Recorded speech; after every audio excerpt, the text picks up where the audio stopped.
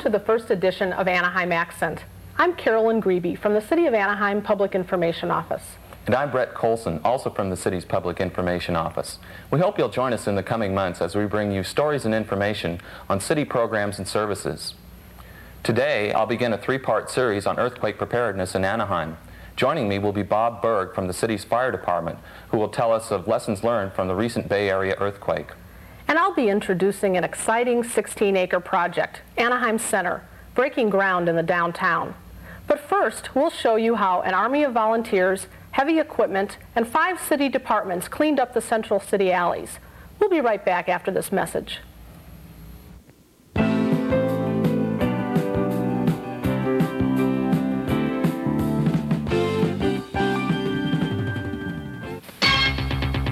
The 1990 census is coming. The 1990 census is important to California. It affects our political representation. Welcome back. Alleys. They're for trash bins and access to garages, not for graffiti, old sofas, or abandoned cars. That's why neighbors in the central city decided to do something to clean up their alleys. Joining me today is Keith Olson, President of the Central City Neighborhood Council. Welcome, Keith. Thank you. Tell us a little bit about the Central City Neighborhood Council and why they decided something needed to be done. The Central City Neighborhood Council is one of 4 neighborhood areas in Anaheim targeted to receive federal funds in assistance programs. The Central City Neighborhood Council covers the downtown area in general. Alleys were targeted specifically because they've been a target area, a magnet for problems. They stick out like a sore thumb. They get graffiti problems, trash problems, so forth. It was a very visible target to attack. They say a picture's worth 1,000 words. Let's take a look at those alleys before and after. Great.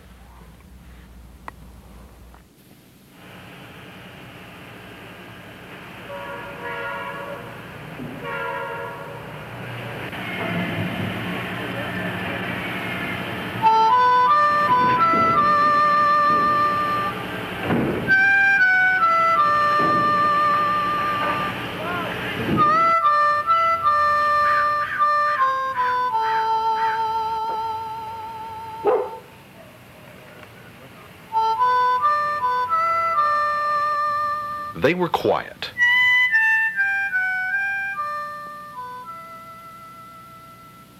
No children's laughter. No busy hands at work. No pride in the central Anaheim alleys. Only garbage, graffiti, pests.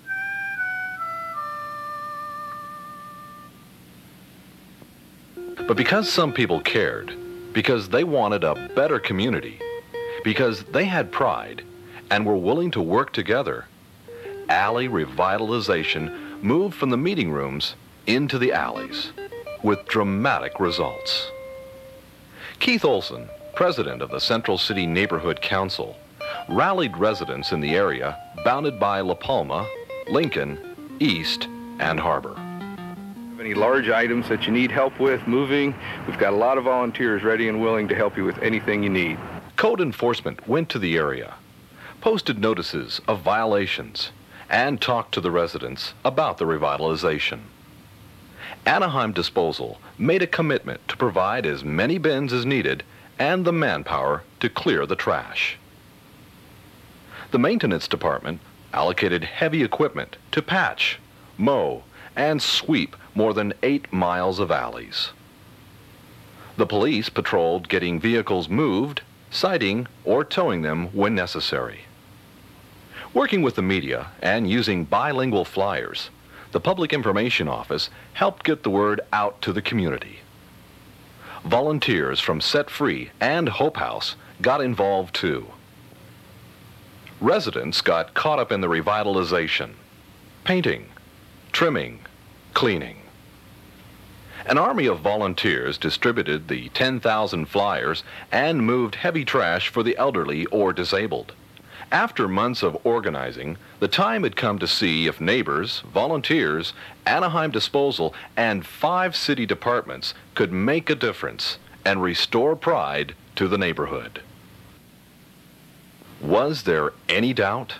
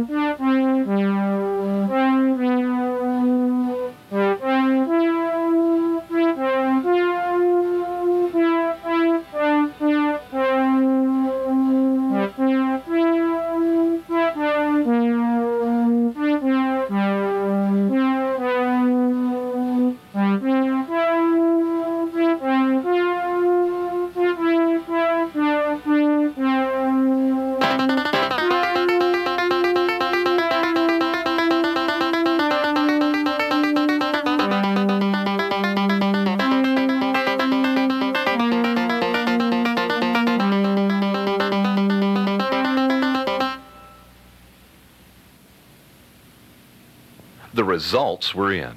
1,100,920 pounds of trash were taken out of Central City alleys in 1 week. The neighbors came through. The response was overwhelmingly positive. The volunteers lent their hands and their backs to the project. The alleys were clear. The trash was gone. The graffiti was gone. Anaheim Disposal committed the resources to make it convenient for residents. 103 roll-off containers were placed near the alleys. During the week, they were picked up and replaced as needed. In all, Anaheim Disposal contributed more than $19,000 to the alley revitalization effort. City maintenance crews focused on repairing, cleaning, and trimming. The police department towed 7 abandoned cars, which were eyesores as well as potential sites of criminal activity. John Poole, Code Enforcement Manager, noted that the success of the alley revitalization was part of a citywide project which is planning for the future. Through that project, Vision 2000, neighbors made it clear that preserving the integrity of the neighborhood was important.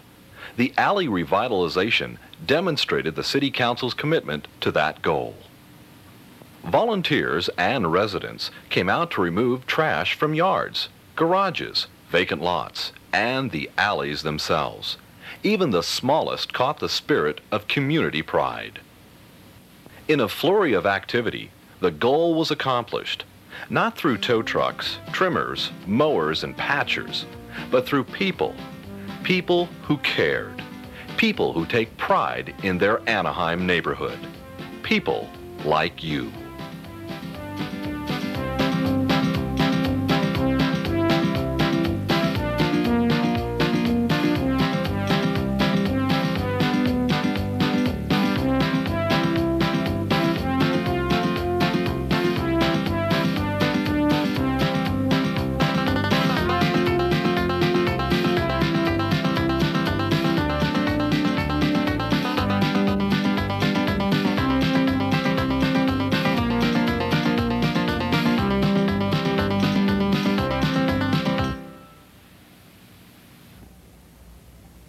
That's amazing, more than 1 million pounds of trash.